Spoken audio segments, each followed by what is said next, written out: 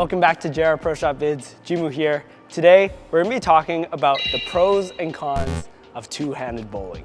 We're gonna be throwing the new Raptor Reign from Motiv while we compare it to our Phase 2 and the Primal Ghost. Yeah, let's get throwing with the Phase 2 to start, and then we can get into some pros and cons. Smooth, symmetric, let's do it.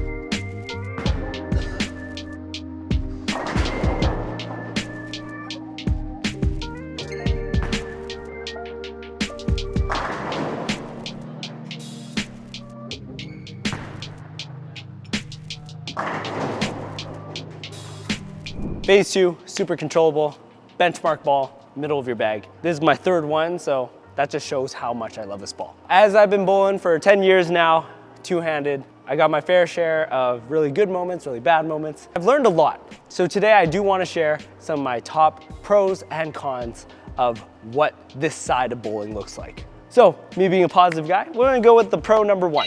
First pro or benefit of two-handed bowling, instant rev rate. Because we got no thumb, you don't have to worry about clearing it. You just have your palm and you can kind of release the ball and you can rotate it as much as you want. Even house bowlers that come in for the first time, they don't put their thumb, they'll try the two-handed bowling and they just see the house ball curve just slightly, but it's amazing to them. So pro number 1, instant rev rate. Let's throw a few more.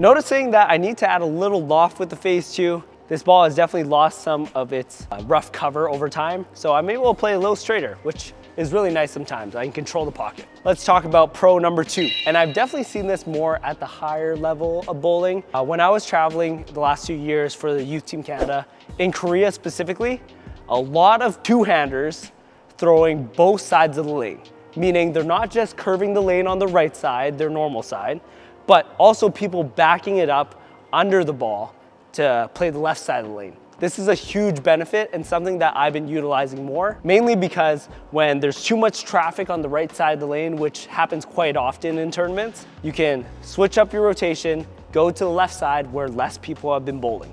It's a pretty good tool to have and something that I hope to improve on more. I'm really excited to throw this brand new Raptor Reign. Oh, my favorite color, green.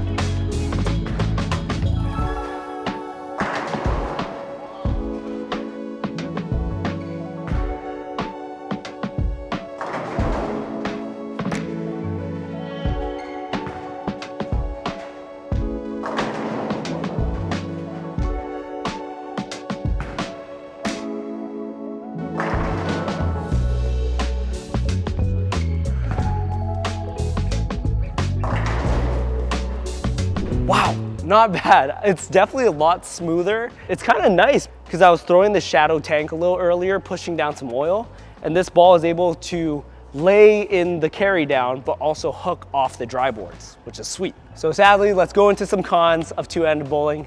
Number 1, with the modern game of bowling and everyone throwing urethane bowling balls for control, I notice a lot that two-handed bowlers have an over-reliance on urethane. Not that it's a bad thing because it's a really good tool, but overusing it to the point where you're throwing it on the wrong conditions. Long patterns, when there's not a lot of oil on the lane, throwing it game 6 in a block. There's a reason why there's so many people hating on two-handers for throwing urethane. It does screw up the lane for a lot of people, but also, as a part B to this, with the over-reliance on it, Anthony Simonson said it best, a lot of two-handed bowlers are losing touch, being clean at the bottom, following through and extending the ball down lane.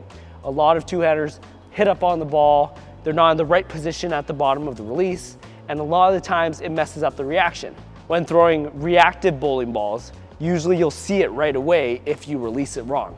With the urethane, you can kind of get away with it, hence why it's kind of false confidence for two-handed bowlers. Let's throw a few more with the Raptor Reign.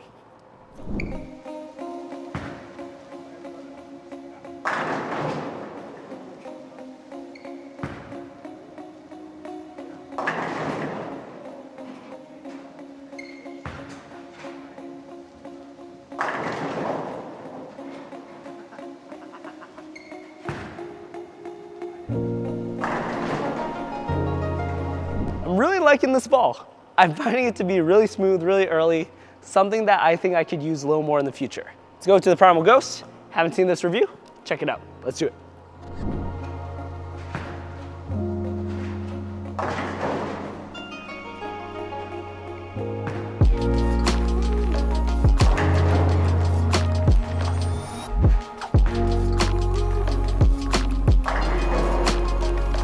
The second con of two-handed bowling, and it's something that is always gonna be there for a lot of people, spare shooting.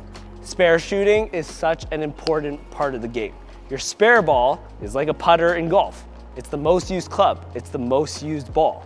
So with that being said, usually with one-handed bowlers who traditionally use their thumb, they can kind of use it to flatten their hand and break their wrist. But with two-handed bowlers, we don't got that. We need our other hand on the ball to support so the ball doesn't fall. You kind of have to find what feels most comfortable for you without ripping the ball and getting a lot of rev rate on your spares. You're supposed to go direct. Frankie said so.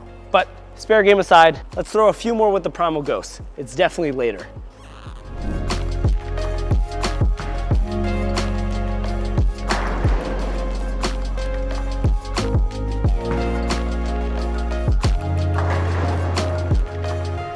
All right, just finished on the lanes with the brand new Raptor Reign. Let's talk a little bit about it. So this ball is very early and smooth. Being a symmetric solid, it's gonna be one of the first balls coming out of my bag for a league session or a tournament situation. Comparing it to my Phase 2 and Primal Ghost, those are two of my favorite symmetric solids. The Phase 2 is super smooth, early and controllable, and the Primal Ghost I found is better for going a little bit further down lane and then hooking a little more sharply. So between those two, I already had a pretty good 1-2 punch. And now with this ball, I would say it's a 1-2-3 punch. The Raptor Reign I found to be a lot earlier, meaning that this ball is gonna read the lane a little bit earlier than the other two balls, but still it had a really consistent reaction down lane. I knew when I rotated it a little too much, it was gonna go high, and when I got a little forward with it, it was gonna roll a little bit earlier and a little bit straighter down lane. Very consistent, very controllable, and it looks pretty good too. With that being said, let's go into some ball ratings. First off, hook potential, I'm gonna give it a nice 7. It's not gonna be your hooked monsters, but it's not gonna be a weak ball either. Pretty good, so 7. Not 6, 7, just 7. Secondly, response time, I'm gonna give this a 4.5. When it saw the friction, it didn't have a really hard snap in the back. It was just kind of smooth, controllable, very forward. Finally, shelf appeal, I'm biased, I love green, but I'm gonna be real. I'm gonna give it a 7. It's not super shiny, it's not super bright, but I do like the color of the black and green, so a nice 7 to go. So thanks for watching. I hope you learned a little bit more about the pros and cons of being a two-handed bowler.